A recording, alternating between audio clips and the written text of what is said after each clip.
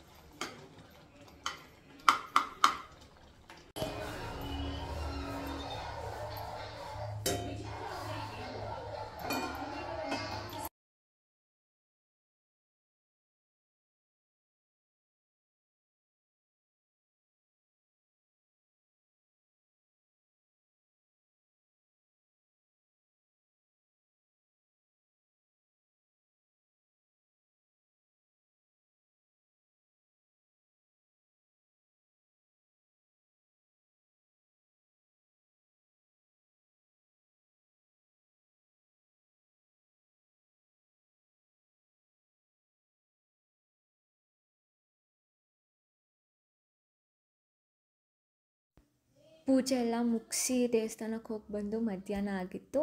ಆಮೇಲೆ ಊಟ ಟೈಮ್ ಆಗಿತ್ತು. ಸೊ ನಮ್ಮಮ್ಮ ಅವರೆಕಾಳು ಸಾಂಬಾರು ಮಾಡಿದರು. ಆ ರೆಸಿಪಿ ಹಳೆಯ ವೀಡಿಯೋಸಲ್ಲಿ ಇದೆ, ಡಿಸ್ಕ್ರಿಪ್ಷನಲ್ಲಿ ಹೋಗಿ ನೋಡಿ, ಲಿಂಕ್ ಹಾಕಿರ್ತೀನಿ. ಇಲ್ಲಿ ನಾನು ಊಟ ಮಾಡ್ತಿದ್ದೀನಿ. ಅವಳಿಗೆ ಹಪ್ಪಳ ಅಂದರೆ ತುಂಬ ಇಷ್ಟ.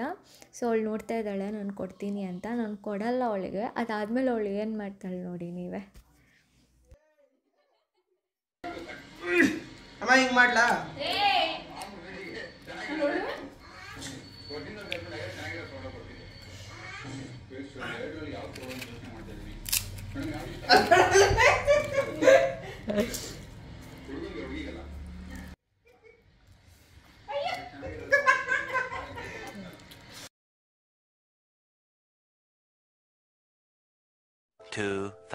years later. ಅದಾದಮೇಲೆ ನಾನು ನೆಕ್ಸ್ಟ್ ಡೇನ ವ್ಲಾಗ್ ಸ್ಟಾರ್ಟ್ ಮಾಡಿದ್ದು ಸಂಜೆಯಿಂದ. ಅಂದರೆ ಸಂಜೆ ಗ್ರೇ ಇತ್ತಲ್ವ 3rd ಡೇ ನವರಾತ್ರಿಗೆ. ಸೊ ನಾನು ನಮ್ಮ ಗ್ರೇ ಕಲರ್ ಅಂದರೆ ನಾನು ಡ್ರೆಸ್ ಹಾಕಿದ್ದೆ, ನಮ್ಮಮ್ಮ ಸ್ಯಾರಿ ಹಾಕ್ಕೊಂಡಿದ್ದು. ಹೀಗೆ ರೆಡಿ ಆಗಿದ್ವಿ. ನನ್ನ ಡ್ರೆಸ್ ತೋರಿಸ್ಬೇಕು, ಬಟ್ ಇವಳು ನಂಗೆ ಡಿಸ್ಟರ್ಬ್ ಮಾಡ್ತಾಯಿದ್ಲು.